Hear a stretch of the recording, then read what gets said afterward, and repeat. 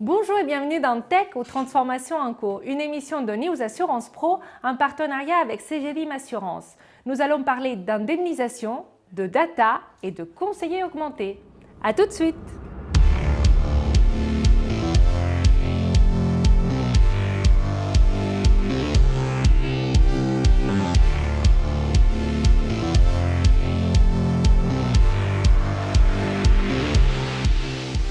Épisode de Tech, nous recevons Julien Martinez. Vous êtes membre du comité exécutif d'Allianz France et également directeur du service client. Et nous recevons aussi Yann Ablos, vous êtes directeur général adjoint de CGLIM Assurance. On va commencer peut-être par une première question d'actualité concernant les inondations d'octobre dernier. Comment vous avez adapté votre réponse suite à ces inondations et est-ce que vous avez une estimation des dommages pour le secteur de l'assurance? Alors, bonjour Marionna, bonjour Yann.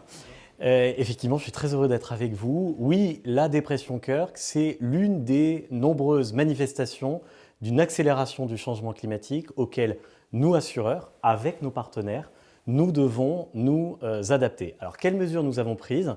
On a pris des mesures d'urgence, bien entendu, pour mieux accompagner nos assurés, à la fois dans l'extension du temps de déclaration imparti, jusqu'à 30 jours, aussi des mesures d'assouplissement de notre politique d'acompte pour être plus rapide, plus réactif, plus généreux aussi. Et puis en organisant des tournées experts-inspecteurs au plus près de nos assurés avec une promesse, aller toujours plus vite. Est-ce que vous avez une estimation du coût des dommages pour le secteur? Alors, je n'ai pas l'estimation pour le coût du secteur. J'ai l'estimation pour nous, mais qui reste effectivement une donnée sur laquelle nous ne communiquons pas. D'accord. On va parler un peu de la gestion des sinistres, de façon générale. Vous avez profondément transformé votre gestion de sinistres chez Allianz. Pour quelles raisons? Alors, pour quelles raisons? D'abord parce qu'on parlait de Kirk tout à l'heure, il y a effectivement une accélération sur le nombre de sinistres. Je regardais une statistique hier. L'année dernière, France Assureur publiait un chiffre en disant qu'il y avait 15 millions de sinistres qui avaient été gérés par les assureurs. C'est colossal. Et puis si vous regardez par exemple une garantie de dégâts des eaux, plus 41% en 10 ans. Donc beaucoup plus de fréquence, parfois aussi beaucoup plus d'intensité. Et en même temps des demandes clients, de plus de proximité, de plus de personnalisation, ce qui correspond également à ce qui sont les valeurs d'Allianz et de la marque Allianz. Ça demande quoi? Ça demande effectivement de s'adapter et de se transformer très en profondeur. Et alors, en quoi ça consiste cette transformation et quels sont les impacts pour les collaborateurs? Alors cette transformation, c'est de passer d'une logique de traitement de flux à une logique de gestion d'un dossier. Une gestion beaucoup plus personnalisée. Ça veut dire quoi pour les collaborateurs? Ça veut dire plus d'autonomie, plus de responsabilisation pour aller beaucoup plus vite. Et puis très concrètement, par exemple, donner sa ligne directe à un client sinistré pour être contacté en direct par ce client et avoir une réponse personnalisée. Et donc, pour l'assuré, qu'est-ce qui change? Alors, ce qui change, c'est ne pas contacter le service indemnisation, mais contacter une personne, un homme ou une femme qui est en charge de son dossier. Et ça veut dire effectivement une satisfaction client qui s'en trouve nettement améliorée. Est-ce que vous avez mis en place de nouveaux modes d'indemnisation suite à cette transformation?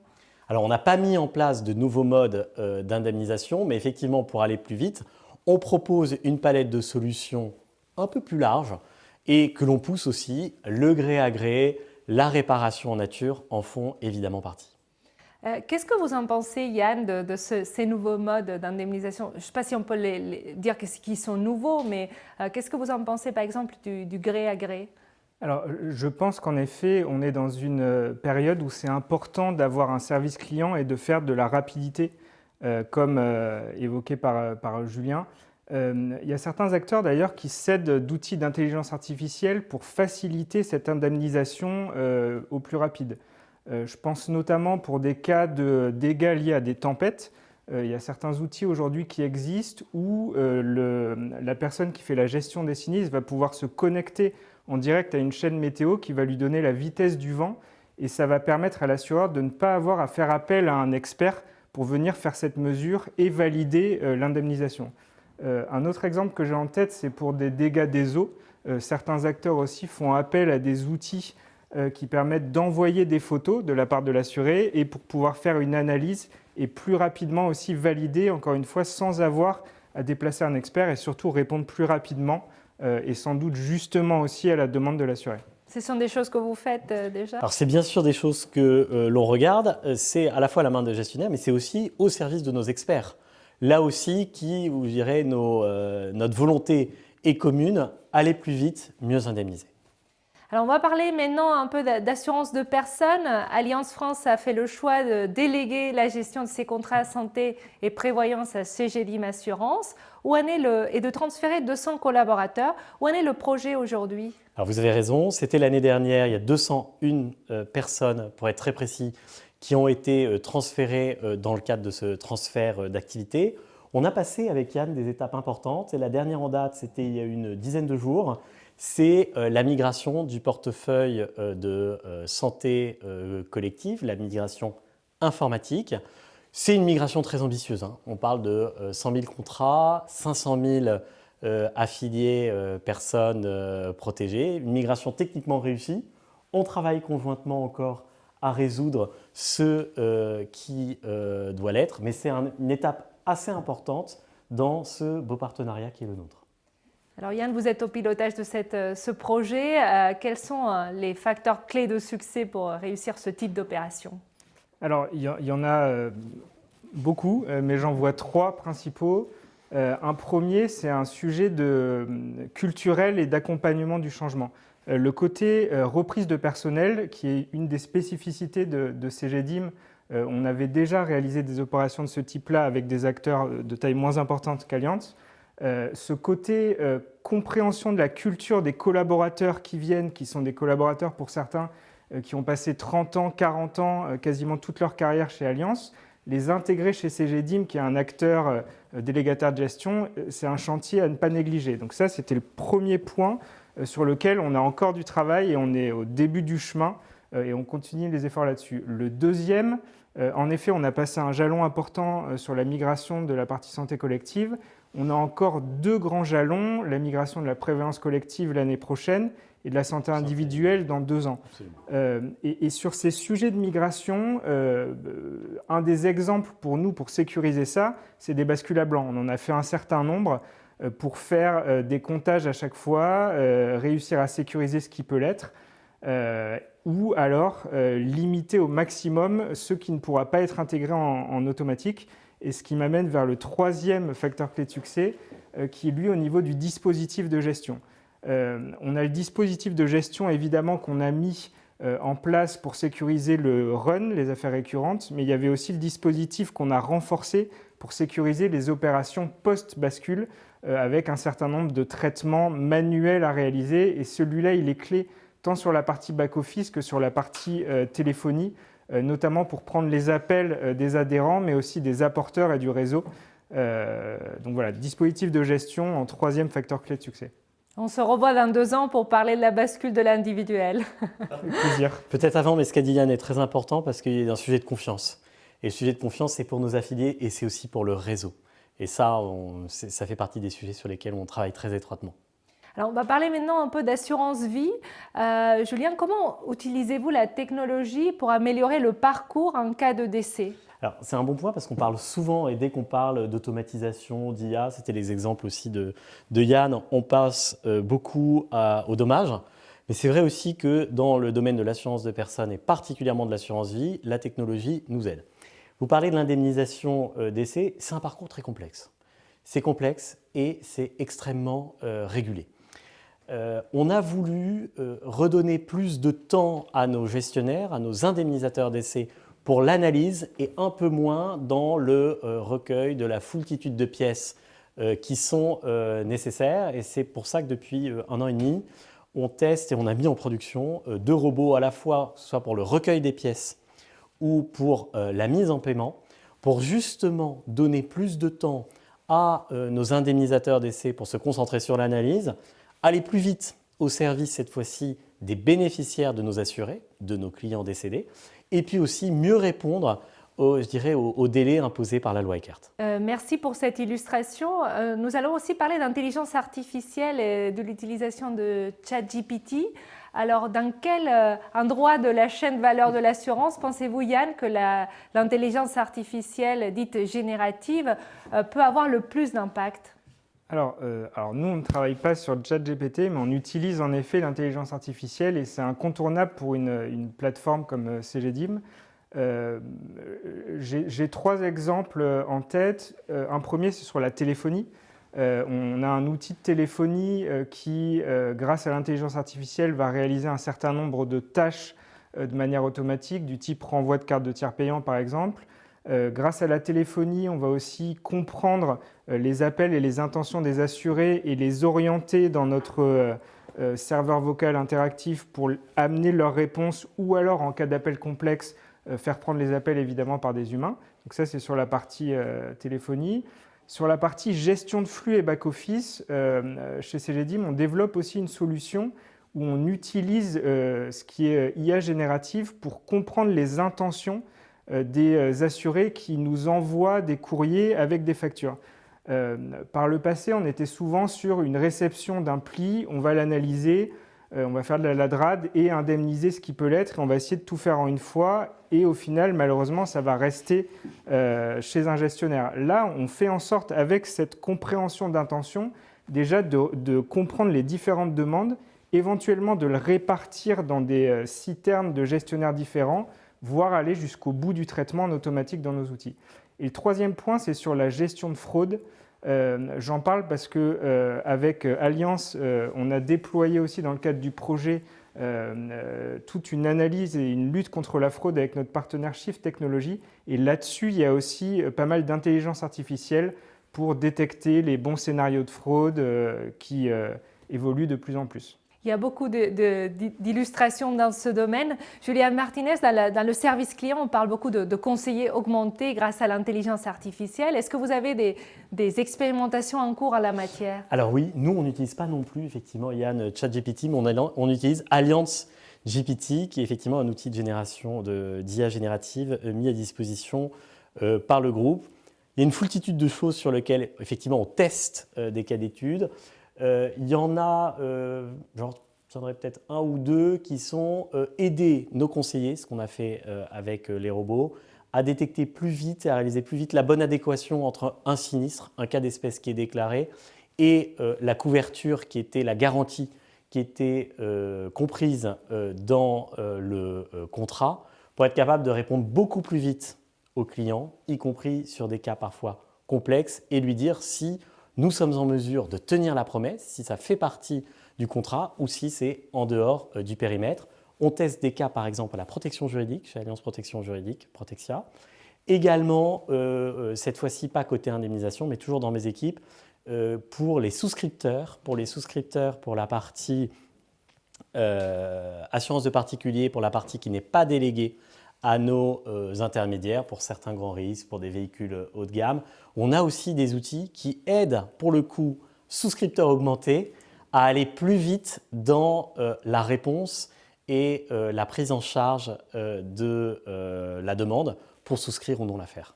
Donc au final, il y a toujours un conseiller ou un salarié d'Allianz qui décide ou pas de suivre la préconisation de l'IA ? Alors c'est un peu comme pour les robots. Je dis souvent que dans les RPA, nos gestionnaires doivent être les maîtres des robots. C'est pareil pour l'IA. Il faut que nos gestionnaires restent maîtres de ce qui sort de la machine, pas seulement dans la capacité à prompter, mais également dans l'exploitation du résultat. Très bien, nous allons parler maintenant de self-care. Alors, quel type d'opération, Julien, vous laissez à vos assurés effectuer seuls via leur espace client ? Alors, il y en a beaucoup, mais puisqu'on parle aussi d'assurance de personnes et qu'on est avec Cegedim, il y en a une qui est très naturelle, c'est les remboursements de soins, le fait de demander un remboursement en déposant un justificatif. Typiquement, c'est un parcours qui est très simple sur l'espace client, que ce soit sur allianz.fr ou dans l'application Mon Allianz Mobile. Et aujourd'hui, en santé individuelle, on est de l'ordre de 60% des remboursements qui sont faits via l'espace client. Et en santé collective, on est à 85-86%, ce qui est très important, avec aussi de notre côté je dirais des engagements forts pour aller beaucoup plus vite quand on passe par ce canal et pour rembourser beaucoup plus vite les soins qui ont été effectués par un de nos assurés. Vous avez la volonté d'augmenter le nombre de choses que la... Alors d'augmenter le nombre de choses, d'augmenter aussi ces chiffres, même si vous voyez quand on est déjà à 86%, le potentiel est un peu plus restreint. Oui, parce que le self-care, ça rend l'assuré acteur de son propre processus et on sait que c'est des parcours où les indices de satisfaction client sont toujours beaucoup plus hauts que d'autres parce qu'on va beaucoup plus vite.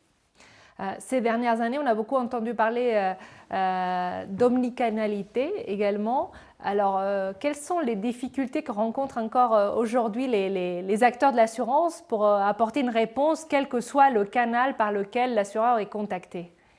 Alors, l'omnicanalité, c'est vrai que c'est en fait un moyen, mais qui a un objectif. Et là, je vais reparler de ce que j'évoquais tout à l'heure sur le côté culturel.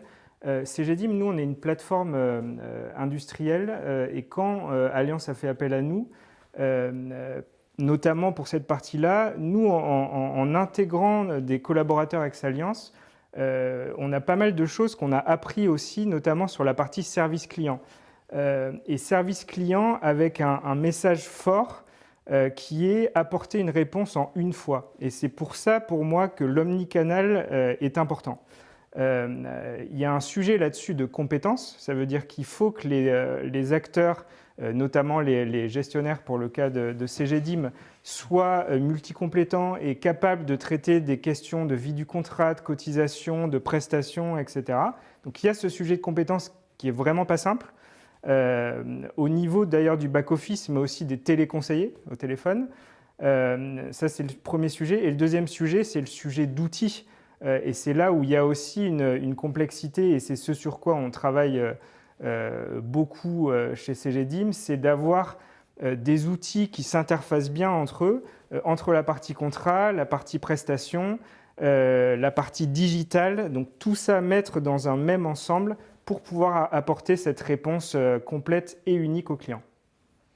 Merci pour ces exemples. Nous allons maintenant parler un peu de prévention, si vous le voulez bien. Alors, comment Allianz utilise l'innovation pour faire de la prévention? Quelles sont les dernières expérimentations en la matière? Alors, c'est un très beau sujet qu'on prend très à cœur. On a créé il y a 1 an un écosystème prévention pour être sûr que dans notre organisation, de la souscription à l'indemnisation, des marchés à la distribution, ça soit quelque chose qui soit au cœur de la proposition de valeur et de l'offre à nos clients. Dans les dernières innovations, il y a par exemple la prévention des inondations, un partenariat qu'on a mis en œuvre avec une société qui s'appelle Floatframe pour tester en Haute-Garonne, à Baziège, des innovations en termes d'étanchéité en visant le 100% étanche dans des maisons qui peuvent être inondées. C'est un enjeu pour nos assurés actuels, c'est un enjeu pour moi d'assurabilité parce que ça permet aussi pour des assurés que nous pouvons avoir dans des zones particulièrement sensibles ou exposées à ces risques, de proposer d'autres solutions, des solutions de prévention et pour rendre, je dirais, la multirisque habitation aussi à la fois dans une garantie qui est la nôtre, celle de rembourser quand on a un sinistre, mais aussi d'apporter un bouquet de services. D'accord. Ils sont financés comment ces services? C'est l'assuré lui-même qui contribue un petit peu ou c'est Allianz qui... C'est pris en charge par Allianz, typiquement là, dans ce pilote que nous essayons. Ça fait partie, on considère également, de notre raison d'être d'assureur, d'offrir ces services de prévention à l'intérieur du contrat. Est-ce que vous pensez, Yann, que les assureurs prennent suffisamment en compte ces aspects de prévention? Alors, je pense qu'on est encore... Attention à ce que vous allez dire, Yann. Je pense qu'on est encore au début du chemin. Certains sont plus avancés que d'autres et il y a en effet des initiatives qui émergent de plus en plus. J'espère qu'on est dans le certain. Hein, ouais. Après, il y a encore un sujet de modèle économique qui, pour moi, n'est pas encore craqué. Il y a des initiatives d'information, de communication, de formation. Je pense à la sécurité routière, je pense à l'incendie. il y a pas mal de choses qui se sont faites autour de ça. Aujourd'hui, parfois, ce qui manque, c'est quel est l'impact sur la sinistralité, par exemple, sur ces campagnes d'information. Je pense à des innovations, par exemple, de gaming qui apparaissent pour certains acteurs, des innovations ou des campagnes de prévention avec des camions qui circulent pour de la santé, etc. Tout ça, c'est très bien que ça émerge et je pense que c'est incontournable, mais je pense que le sujet modèle économique est encore un sujet à traiter. Là, c'est plutôt pour la partie R&D. Pour la partie santé, c'est encore assez balbutiant. Et je pense qu'il y a une limite en plus par rapport à la partie R&D, c'est l'accès à la data.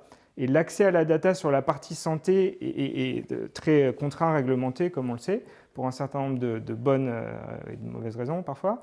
Mais en tout cas, ce sujet-là fait que pour mener des services et pouvoir proposer des services de prévention, sans avoir toujours le bon accès à la data, ça peut être aussi restrictif. Après, au-delà je rejoins tout à fait ce que vous dites sur le modèle économique, mais c'est aussi un enjeu de l'ensemble de la profession. Chez Allianz, par exemple, on a un tour de sensibilisation du grand public, pas seulement nos assurés, on appelle ça l'Alliance Prévention Tour. On va dans 25 villes en province montrer des innovations bien sûr sur la route parce qu'on est l'un des grands partenaires de l'association Prévention Routière, mais dans d'autres domaines. Je pense que ça fait partie aussi de la valeur sociale que les assureurs doivent apporter au-delà des sujets de business model. Alors, on a beaucoup parlé de ce qui se fait aujourd'hui. J'aimerais bien conclure cette émission avec une question un peu plus prospective. Comment imaginez-vous, on va commencer par Julien, comment imaginez-vous le service client dont vous avez la responsabilité aujourd'hui dans une dizaine d'années ? Alors, dans une dizaine d'années, je ne sais pas si je serai encore responsable du service client chez Allianz, peut-être. Mais en tout cas, je dirais que ce sera nécessairement pour moi une relation client qui sera à la fois beaucoup plus technologique, avec des contacts avec son gestionnaire, son indemnisateur, peut-être par visio, avec d'autres outils, et en même temps, et je pense que c'est le pari qu'il faut tenir, qui sera encore plus humaine et personnalisée. Comment ? Avec une relation beaucoup plus proche, avec peut-être un gestionnaire dédié, pas seulement sur le sinistre qu'on prend en charge, mais qui est presque attitré au moment de la souscription du contrat. Et je pense que la technologie permettra également de renforcer cette proximité. Et vous, Yann, comment imaginez-vous la relation client des assureurs dans une dizaine d'années ? Alors déjà, je suis très aligné avec ce que vient de dire Julien. Je pense que la technologie, et c'est déjà le cas, est en train de disrupter tout ça. Je pense que dans 10 ans, tout ce qui devra être délégué à des acteurs comme CGDIM le sera. En tout cas, c'est Yann parle de sa part de marché, là. Mais au niveau des assureurs, je pense qu'avec l'intelligence artificielle, on va sans doute voir disparaître un peu les organisations historiques, R&D, gestion, relations clients, etc. Moi, j'imagine plus des pools de compétences métiers, assurance vie, santé, prévoyance, retraite, aidés par l'intelligence artificielle, avec en effet des objectifs de délivrer un service client très important, avec un objectif de rapidité, de service, de prévention, d'accompagnement. Voilà, moi j'imagine ça plutôt des pools de compétences métiers aidés par l'intelligence artificielle. Merci de nous avoir livré vos visions sur l'avenir du secteur de l'assurance. Merci à vous également de nous avoir suivis pour cette dernière émission de la saison 5 de Tech. Je vous retrouve bientôt sur News Assurance Pro.